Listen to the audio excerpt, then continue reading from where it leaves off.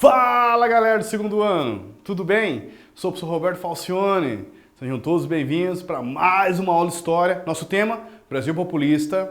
Se prepare, vai dar pano para manga esse tema. Dois períodos históricos, dois governos que nós vamos trabalhar. Getúlio Vargas, 51-54. Mas é ele, né, professor, que ficou aqueles 15 anos no governo? É ele mesmo. 30 a 45, né? Isso. E o outro, o presidente Bolsa Nova, JK 56, 60, 61. 5 anos de governo. Ué, por que não deu 54 ali, professor? Essa é a cereja do bolo da nossa aula. Por que Getúlio não termina nossa aula? Primeiramente, nós colocamos como governos populistas, ambos, tanto do Getúlio quanto do JK. Vamos entender por quê. É uma espécie de uma característica de governos da década de 30, 20 e 30, uma resposta contra os governos oligárquicos da América, não somente do Brasil, como na Argentina, Colômbia, Equador, Chile, Peru. Vários governos de características populistas assumiram o governo. E aqui eu trouxe para você um símbolo do populismo na Argentina, né? Evita, sua esposa, e o famoso Perón. Tanto que até um movimento, peronismo, assim como no Brasil teve um movimento varguista também, o varguismo. No Brasil populista, a definição pegou mais a imagem do Getúlio Vargas, né, depois de 30, né? Apesar que nós temos uma fase do Getúlio Vargas ligada a um Estado absolutista, a um Estado novo, a uma característica autoritária de 37 e 45, e logo após você tem novamente, ele sempre manteve características populistas, pela troca dos conceitos. Populista, por estar focado com características sempre voltado para a massa, leis trabalhistas, né? Enfim, o voto feminino em 34. Todo o seu governo teve esse pitaco. Não por acaso ele está construindo a imagem do pai dos pobres, né? Então é isso, pai dos pobres. Por que isso, professor? É isso a ideia do populismo, né? Essa aproximação com o povo. Você legitima teu governo, mas é engraçado que o populismo, para continuar funcionando, você também tem que estar focando também com o sistema capitalista, né? Por isso que a gente brinca, a gente não, né? Os livros brincam, né? Pai dos pobres, mãe dos ricos. O termo, então, Brasil Populista pegou ali os últimos clássicos, Getúlio Vargas, Juscelino Kubitschek, Jânio e João, vocês vão ver na próxima aula. Jânio Quadros, o Homem da Vassoura, não me peçam para cantar essa música, o Homem da Vassoura, eu vou cantar se vocês me pedirem, eu estou avisando. E fechamos com João Goulart, aí termina ali com próximos governos do regime militar. Vamos lá? Getúlio Vargas, 51, massacrou, né? Ele sai à presidência, a eleição em 1950, ele terminou em 45 seu governo, né, do Estado Novo. Enfim, terminou não, né? Toda uma pressão internacional para que ele renunciasse. Ele sai do governo e em 50, nas eleições, ele massacrou. Mostrou o seu poder populista, mostrou a legitimação com o povo, né? Venceu com larga vantagem seus adversários, 48% dos votos. Aqui uma famosa imagem do Rolls Royce. Até hoje, todos os presidentes do Brasil depois faz a famosa caminhada com o Rolls Royce, né? Só que agora é só no dia da posse, né? Aqui ele estava viajando com o Rolls Royce no Espírito Santo, cara. Em 1951, nas ruas de Vitória. Claro, ele deve ter passeado o Brasil inteiro, né? Tô brincando. Não sei. Mas você vê aqui a força de Getúlio Vargas no Espírito Santo com o Rolls Royce. E aí que Getúlio Vargas implanta uma política chamada nacionalismo econômico. Aí vem a segunda parte da nossa explicação. O que nós entendemos como esse sistema capitalista internacional ou nacional? Getúlio Vargas defendia o nacionalismo do sistema capitalista. Como assim, professor? O que é esse nacionalismo capitalista? São milhares de empresas, várias empresas, né? De brasileiros, só que são pequenas e são médias empresas, mas são várias empresas. Ele defende um sistema nacionalista estatal, ele estatiza. Ele cria a Petrobras para ter um monopólio estatal exclusivo do Estado para tirar a exploração do petróleo. Ele tem a proposta de criar a CSN, Companhia Siderúrgica Nacional. Ele cria a Eletrobras, a proposta de sistema de eletricidade toda passar apenas pelo Estado. A Companhia Vale do Rio Doce foi criada por Getúlio Vargas. Tinha uma empresa, agora que eu lembrei o nome inclusive, chamada Fenemê, famosos caminhões Fenemê. Vocês devem ter visto já é um caminhão muito engraçado. É um caminhão brasileiro, fabricado no Brasil. Todas as indústrias eram brasileiras. Até o carro, não tinha um carro fabricado no Brasil que não fosse de uma indústria brasileira. A Gurgel, a Puma. É isso que é uma economia nacional. Ah, mas se eu quisesse andar de Fusca, um Volkswagen na década de 50? Importado. No governo Getúlio Vargas, importado. Não por acaso a famosa imagem de JK, depois que ele apossou, né, a posse dele, o símbolo maior do JK era acabar com tudo que o Getúlio Vargas prometia, que era o nacionalismo. O que o JK queria era internacionalizar. E é essa a nossa aula de hoje, vou mostrarmos os dois polos da coisa. E tem a famosa imagem de JK numa linha de produção do Volkswagen, né, dos Fuscas. Primeira produção dos Fuscas no Brasil em 56. Então não tem carro, não tem Fusca no Brasil com menos de 1956. Isso aí é uma brincadeira bacana aí. Pra galera, os fusqueiros de plantão aí junto comigo. E aí? Já falei pequenas e médias empresas, mas todas brasileiras, só que são pequenas e médias empresas brasileiras. Tem pós e tem contra, galera. Para nós discutirmos sobre isso, o que é certo e o que é errado, né? Enfim, não tem o que é certo e o que é errado. São momentos, fases da economia, do capitalismo brasileiro. Tem prós, que pelo menos a economia está na mão do brasileiro, tem um lado bom. Tem o contra, porque não desenvolve tanto emprego. A tecnologia fica muito atrasada, porque daí você tem um tipo de maquinário de carros altamente evoluídos para fora, Ford, Chevrolet, Volkswagen, e nós estamos aqui, como diz o outro, no terror dos latoeiros, o Gurgel, né? Que são tecnologias atrasadas. Né? O Fenemê é um caminhão de uma empresa estatal, construída, uma empresa de caminhões e que construíam também motores para aviões do governo brasileiro. Olha que coisa fascinante.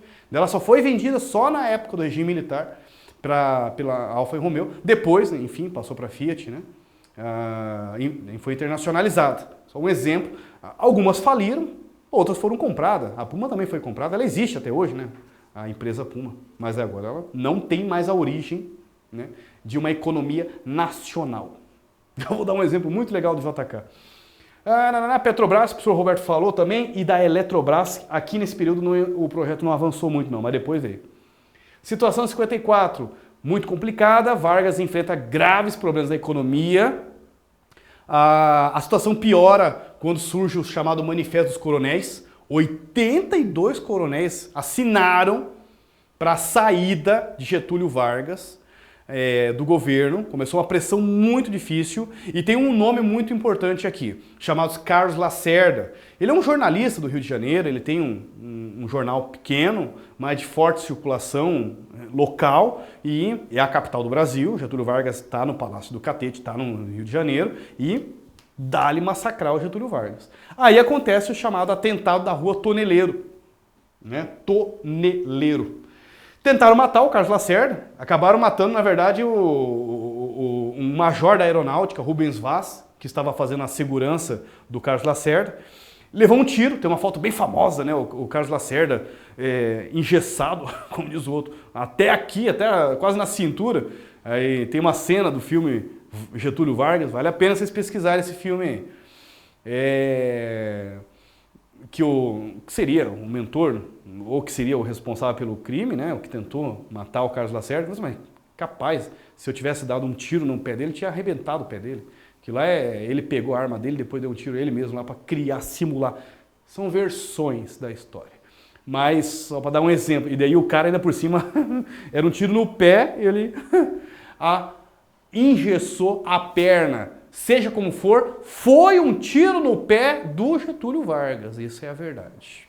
Para piorar a situação, começou toda uma discussão, o Carlos Lacerda começou a malhar, dizendo, quem tentou me matar foi o presidente, quem tentou me matar foi o Getúlio Vargas, e daí não é que um dos responsáveis estava dentro do palácio, era um dos guardas pessoal, da segurança pessoal do governo Getúlio Vargas, daí ficou comprovado que parece que o Getúlio realmente não tinha envolvimento, pelo menos é o que dizem, mas que alguém da família, talvez a filha ou o filho, estaria relacionado com a situação, junto com esse guarda, com esse policial do Palácio do Catete, que praticou o crime, ele inclusive foi preso e tudo mais. Mas aí é forte pressão, tem que sair. Soma-se a isso, os Estados Unidos também pressionando o Brasil, falou, eu quero entrar, eu quero Chevrolet, eu quero Ford, eu quero Aliança, eu quero a USAID aí, né? Eu quero, enfim, eu quero participar da economia, a globalização. Que história é essa de nacionalismo? Nós já estamos pós Segunda Guerra Mundial, tem que modernizar o Brasil, tem que trazer para a nova esteira da globalização. Como é que fica esse negócio de nacionalismo aí? Aí começou toda essa pressão, soma-se a isso também, né? Eu quero entrar com as minhas empresas. Como é que fica? Como é que a Coca-Cola? Coca-Cola tem que entrar. Que história é essa? Começa uma pressão muito forte, resultado, soma-se a tudo isso, o cara fala, não, só saio morto do Palácio do Catete. E não é que o homem cumpriu? 24 de agosto, cumpriu o prometido. Vocês me querem fora? Então tá bom, eu saio do Palácio do Catete, mas eu vou mexer com o povo. Fez uma baita de uma carta-testamento, botou, como diz o outro ali, nos jornais ali, na cabeceira da cama, como diz o outro, né? Deu um tiro no peito. Você vai hoje no Palácio do Catete, é um museu, é um palacete do século XIX, do Rio de Janeiro, e você visita, tem até o pijama, como diz o outro ali, com as manchas de sangue de Getúlio Vargas. Pô, é uma história muito, muito interessante. E aí sim, o povo ficou naquele velho. Que história é essa? Ele botou na carta, forças ocultas querem tomar o poder, não deixem povo, eu sou o cordeiro, estou dando meu sangue por vocês, salve o governo, não deixe os militares tomar o poder. Os especialistas falam que a morte de Getúlio Vargas atrasou o regime militar em 10 anos, o que poderia ter acontecido em 54. Houve uma articulação nos exércitos, sim, nos quartéis, para tomarem o poder em 54. Poderia ter acontecido, sim. Poderia ter adiantado o que aconteceu em 64, poderia ter acontecido em 54. Chegou muito próximo. Aqui, e eu não estou falando, inventando, procure no YouTube, cena do caixão do homem, como diz o outro, a galera desesperada, mataram nosso pai, senhora, como diz o outro, bem humilde ali, com uma foto aquele famoso quadro do Getúlio Vargas, que ficava na parede da sala, né? Era um pinguim na geladeira e a foto do Getúlio na cozinha ou na sala, né? E a mulher desesperada, chorando, mataram nosso pai. Quero ver o militar que teve coragem de assumir, de entrar no governo. Então, coloca-se que a morte de Getúlio atrasou por 10 anos. Bom, aí nós temos um governo totalmente ao contrário. Juscelino Kubitschek, né? O presidente Bossa Nova tem um plano de governo alucinante, 30 super metas, ele ganha a eleição, o vice dele, João Goulart, e a 31ª era a cereja do bolo das metas, era construir Brasília. Tinha de tudo nessas metas, rodovia, colégio, hospitais, tudo mais.